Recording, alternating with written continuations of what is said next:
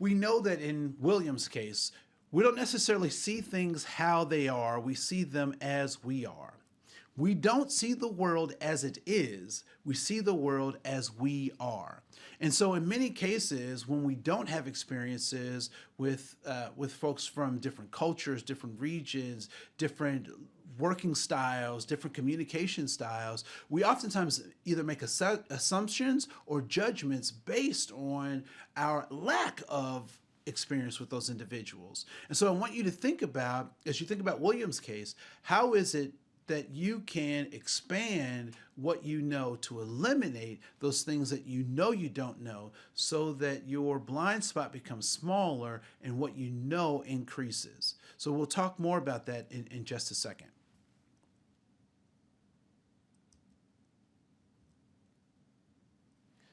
Words matter. Words matter. Words are important. They create the center, or they're an integral part to the mental models that we create, or ways in which we see the world, right? So here's an example, an experiment that I want to do with you really quickly. What I'd like for you to do is to just close your eyes just for a second. And those of you who didn't, I can see you, right? No, just close your eyes for a second, and I'm going to say a word. And the word is apple. Open your eyes. When I said apple, what appeared for folks? Most folks may have seen a red apple. Some folks may have seen a green apple. And then there's always that one person who saw a white apple, like the computer, right? Right. So those apples. Now, did anyone see a stem on their apple? Okay, typically people say they saw a stem. Sometimes people see a leaf on their apple. Sometimes people see a worm in their apple. Sometimes people see the bite out of the apple, right? What happened? What caused you to see this apple? I said a word. And because you had the concept of an apple, the word stimulated the images that you had of this concept of an apple. And so therefore, the words that I spoke gave you a particular picture of an apple. So let's try another part of this experiment, all right? So close your eyes again. And those of you who haven't, I still see you. I'm going to say another set of words. Rotten apple. All right, let's come back. So when I said rotten apple, did you have the same experience? Did you see the same image as you did when I just said apple?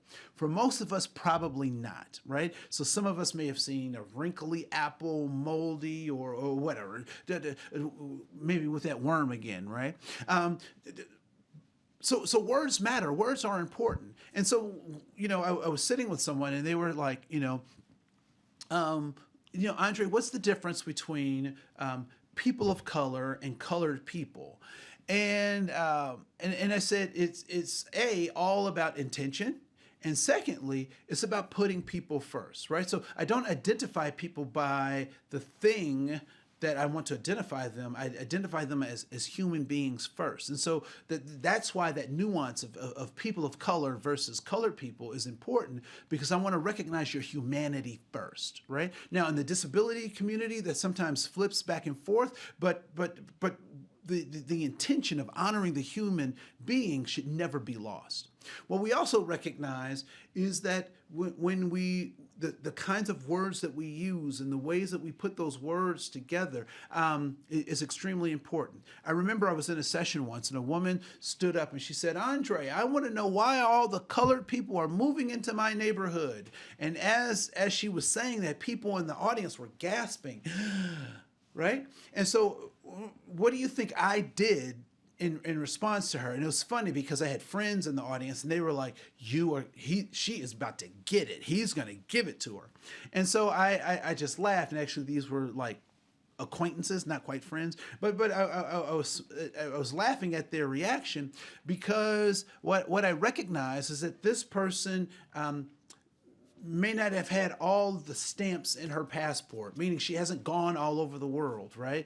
And so she was asking a sincere question, not having the complicated, sophisticated words of